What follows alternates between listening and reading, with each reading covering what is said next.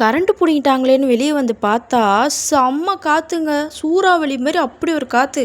துளசியை பத்திரப்படுத்தி காப்பாற்றணும் அப்படின்ட்டு துளசியெல்லாம் எடுத்து ஊற வச்சுட்டு இருக்கிற பாத்திரம் வெளியே காய வச்சிருந்த பாத்திரம் பூஜை சாமான் எல்லாத்தையும் டக்கு டக்கு டக்குன்னு எடுத்துகிட்டு வந்து உள்ளே வச்சுட்டேன். வச்சதுக்கப்புறம் ரொம்ப மழை வர ஆரம்பிச்சிருச்சு.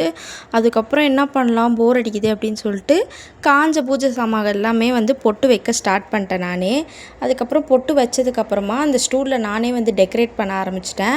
ஸ்டூலில் லைனாக இதுக்கப்புறம் இதுக்கப்புறம் இதுன்ற மாரி அழகாக சிலைங்களெல்லாம் வச்சுட்டு விளக்கில் திரியில் எண்ணெய் ஊற்றிலாம் வச்சுட்டேன். உண்மையாலே சொல்கிறேன், அவ்வளோ சூப்பராக இருந்துச்சு. எனக்கே பார்க்கும்போது என்னோடய பூஜை அறையா இது அப்படின்ட்டு. நம்ம ஹாலில் வந்து ஒரு சின்ன பார்ட்டிஷனில் தான் இந்த மாதிரி வந்து பூஜா வந்து அரேஞ்ச் பண்ணி வச்சுருக்கிறேன். உண்மையாலே எனக்கு அவ்வளோ நிம்மதியாக இருந்துச்சு. அந்த இடத்த க்ராஸ் பண்ணி போயிட்டு வரும்போதெல்லாம் எனக்கு அவ்வளோ ஒரு பாசிட்டிவ் மைண்ட் இருக்குது. வீடியோ பிடிச்சிருந்தா மறக்காமல் லைக் அண்ட் சப்ஸ்கிரைப் பண்ணுங்கள். உண்மையிலே ரொம்ப டயர்டாக இருக்குது எனக்கு.